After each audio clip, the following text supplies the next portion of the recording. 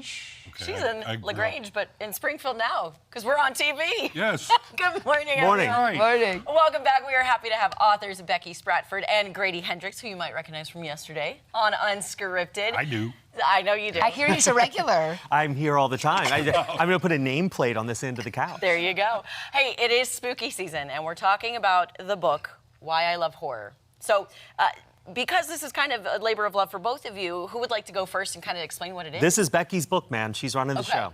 Yes, so Why I Love Horror is a labor of love. I started it as all good things, not really, start on the internet. But what it is 18 of today's most important horror authors in that generation after Stephen King that I hand invited to write 2,000 to 4,000 words just with that topic, Why I Love Horror. And I let them be themselves. I didn't give them any other guardrails, which Grady struggled with a little bit. Yeah, well, oftentimes if you write horror, being asked why you like horror is a little like someone saying, why are you weird? But I know Becky loves horror, and so I wanted to do something different with it. So I used it as a chance to write a story that's true, or maybe not, but probably is, about my dad.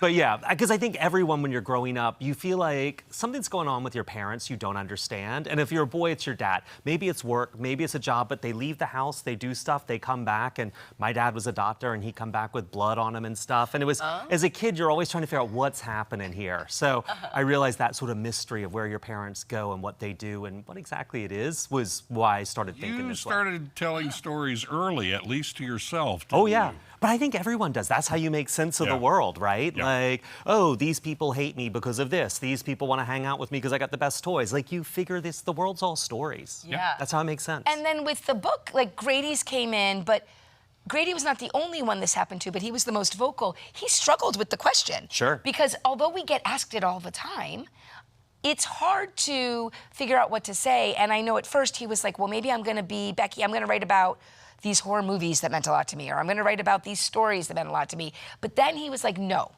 I'm going to do this. I'm going to write about my actual family and my life. And he talks about his grandma a little, and stories and things that happened when he was a kid, which may or may not be true.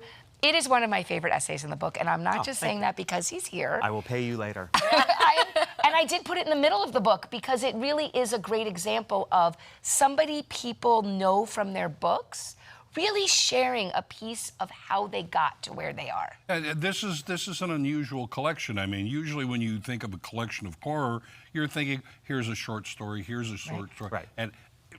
But here's why I love horror. They're all personal essays by people who you've read their books. Well, if you're going to get what did you ask for? 2,000 to 3,000 words? I said 2,000 to 4,000. Grady came in with the most words.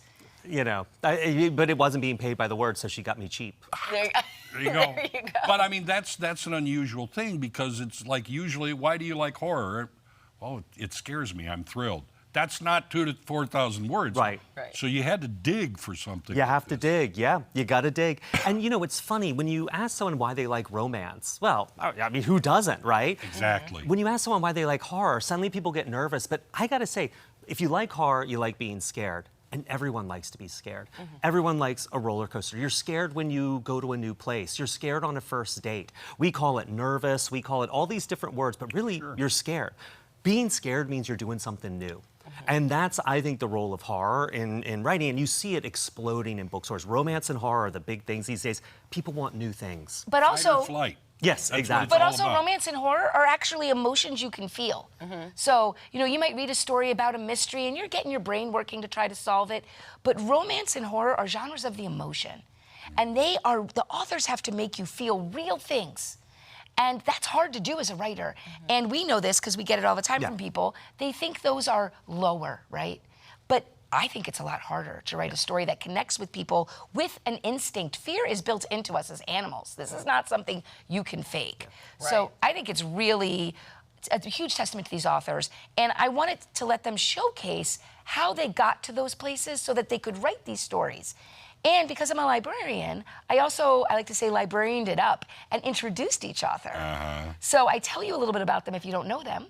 I tell you where to start with their books. And then I tell you what to read if you if you like them and you want to try someone new. So it's an introduction as well as a love letter for fans. That is awesome. And speaking, you have an event tonight. Yes. What can people expect from that event? Well, this is going to be, so it's at the Relic Event Center, and Becky and I have known each other a long time, and we both know horror very well, so we're going for a conversation. I don't know where it's going, but it's going places. We were going to talk about the genre and really get to deep dive and let people who come ask questions of us as well.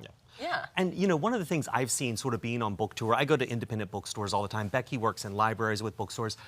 Over the past 9 years, I've seen romance go from being that tiny section in the back of a store that grandmas haunt to being half the store. Yeah. I've seen Barnes & Noble did not have a horror section when I started writing in the early 2010s. Now they have shelf after shelf.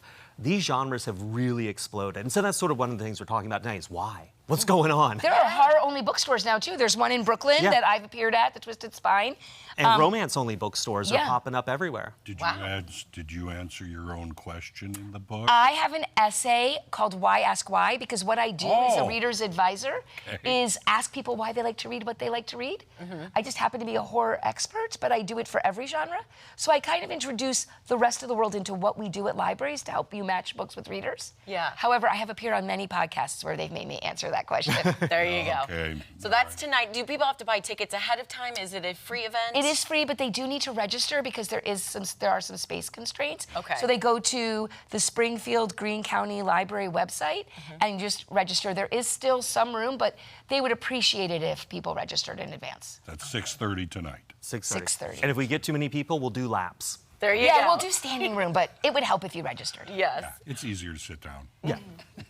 Well, thank you Thank you both. both It's for going to be being such here. a fun event tonight. Thanks for having us, man. Yeah. Of course. All right, we'll be right back.